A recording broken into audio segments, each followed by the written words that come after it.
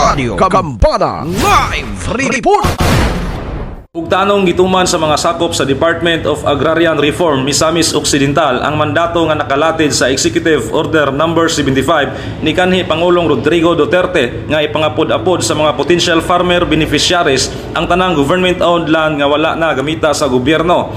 Subay sa pahayag ni Provincial Agrarian Reform Program Officer 1, Danny Pilar nga ang Department of Agrarian Reform ang natahasan sa maong executive order nga mga pod-apod sa maong mga luna ug usanan ini ang bakanting luna palibot sa Kampo Urayaw, Barangay Tipulo, Plaridel, Misamis Occidental.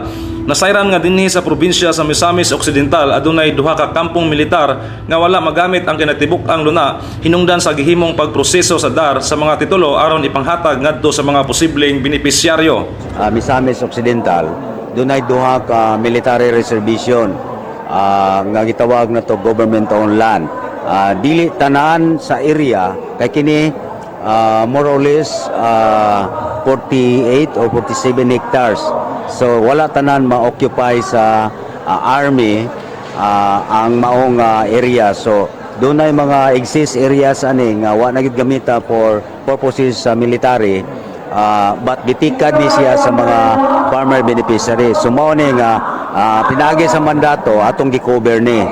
O karon nata sa proseso nga ang DVC, ang DAR Validation Committee sa Central Office magpahigayon na og resolusyon nga nagmando nga ipadayon ang pag-cover niini kung mapirmahan to.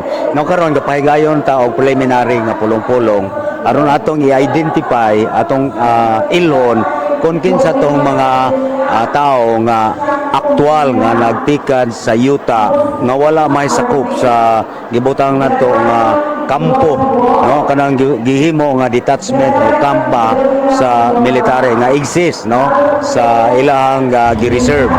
Kalabot niini gipahigayon na sa DAR ang survey sa maong luna aron sa pag-identify sa utlanan sa military reservation sa Kampo Urayaw ug sa mga yuta nga ipangapod-apod sa mga actual tillers. Ipahayag ni Pilar nga siguradong maangkon sa mga potential farmer beneficiaries ang maong mga titulo human sa proseso nga gihimo na sa Department of Agrarian Reform. Giklaro ni Pilar nga prioridad nga makaangkon sa maong titulo sa yuta mao katong aktual nga nagtikad sa maong luna nga dili mula pa sa 3 ka hektarya. Alang sa DXDD Radyo Kampana, ang radyo sa simbahan, ako si Double D9 Noel Orino Danag sa Dakbayan. Radio Kambana Live Report.